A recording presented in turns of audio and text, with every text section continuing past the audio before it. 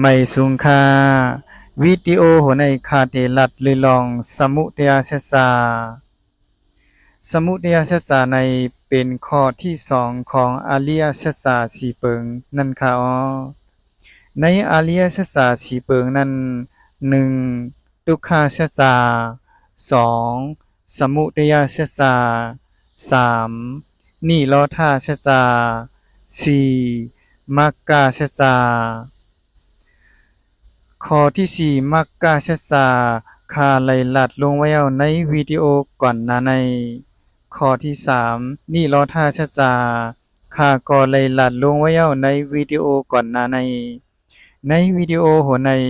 เตมาลัดนิลองสมุทยาชัสสาสมุทยาชัสสาอันว่าในเป็นลองเกิดขึ้นของต่างตูต้นตอของต่างตุกต่างสิ่งนั้นเป็นอวิชชา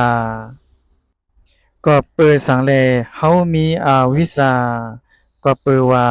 เฮาอำฮู้แจ้งในอาริยสัจจสีเปิงสีปาซึ่งนังอำฮู้แจ้งต่างตูอำฮู้แจ้งในลองเกิดขึ้นของต่างตูอำฮู้แจ้งในลองหมอดหายอำเหลือต่างตูอำฮู้แจ้งในเส้นตั้งปฏิบัติเปิดให้ถึงลองหมอดหายอำมีเหลือของต่างตูหนังในแล ตั้งทุกอันว่าในเป็นลองเกิดลองแก่ลองเซฟลองตายลองขี้เหงามองเจอลองกับกินใจลองห้องให้กอบไหลผักหยานก้นข้ออันเป็นตีหลีหักหลีป้อเสอกอบไหลโหบทบลองอันอ่ำเป็นตีหลีหักแลลองอันอ่ำเป็นตีหลีป้อเสอ ซึ่งในแลเป็นตั้งตุกอันใหญ่หลงของมนุษย์ทั้งหลายก็เปอเฮาฮาแลสู่ทั้งหลายอำหู้เสียงในอาริยสัจจาสีเปิงสีปาแลจังไรกว่ามาตายเกิดอยู่ตีในโลกาสัมสาราหลวงในหมังปอกมังไหลเกิดเป็นคุณพีคุณสางหมังปอกมังไหลเกิดเป็นก้นมนุษย์หมังปอกมังไหลเกิดเป็นสัตว์งาลายตกอยู่ในงาลายนั้นมังปอกมังไหลเกิดเป็นสัตว์ตาลิสานมังปอกมังไหลเกิดเป็นปิกตาสู่เก่าเฮาหาต่างหลายไล่ตายเกิดปันตรงอยู่ที่ในหาคติในสุดเสียงไลหูตีออกโป้นไลก็เปิดเฮาหาต่างหลายกลุ่มมึงโมเมาซอมอายงกามกงกลุ่มมีลองยึดมันปันเกียนว่าโตกายาในเป็นของเก่าห่างผางในเป็นของเก่า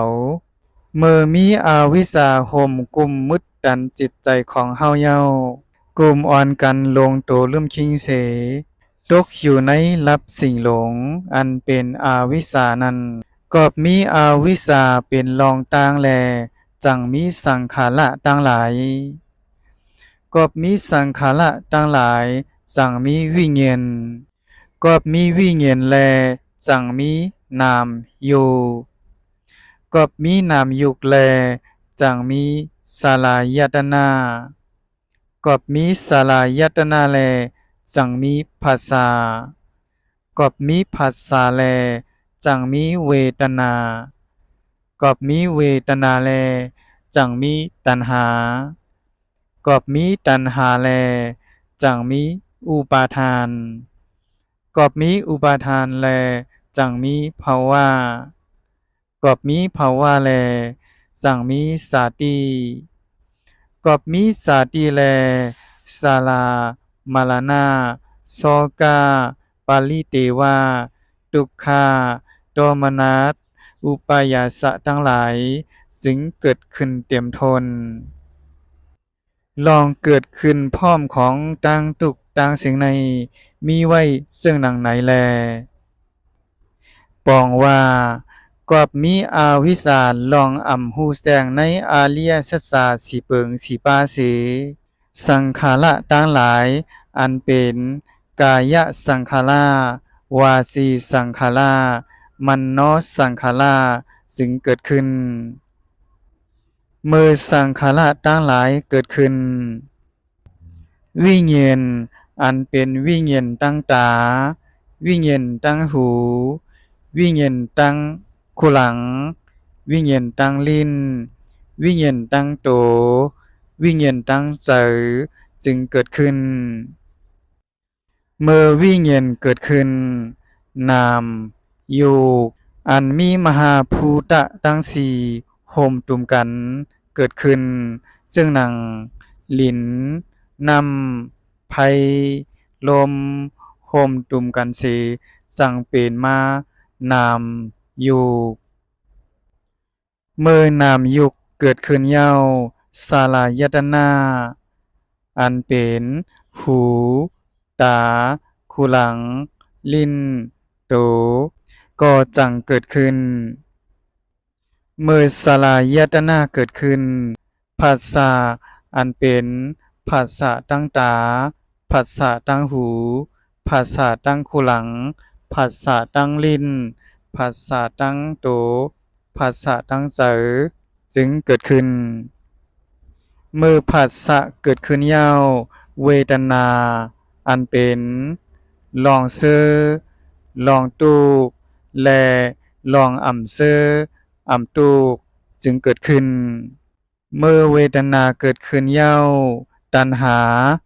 อันเป็นตัณหาในกามตัณหาในลองมีลองเป็นตัณหาในลองอ่ำมีอ่ำเป็นจึงเกิดขึ้นมือตัณหาเกิดขึ้นเย้าอุปาทานลองยึดมันปั่นแก่นในกามตัณหาภาวะตัณหาและวิภาวะตัณหา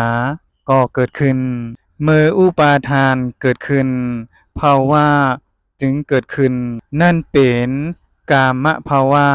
รูปภาวะอารูปภาวะจึงเกิดขึ้นเมื่อภาวะเกิดขึ้นเย้าศาสตร์สาตีศาลามาลานาโซกาปริเตวาทุกขาโทมนัสอุปายาสะทั้งหลายก็เกิดขึ้นเต็มทนลองเกิดขึ้นพร้อมของตั้งตุกตั้งสิ่งเป็นซึ่งหนังไหนแลในเป็นลองเกิดขึ้นของตั้งตุกเป็นสมุทัยสัจจาเป็นปฏิจจสมุปบาทสายเกิดเป็นเขายินชมขอบใจถึงพี่น้องผู้ถ่อมเฮาเขาตั้งสิ่งตั้งหมดอยู่ค่ะอ้อไม่สูงตั้งสิ่งค่ะ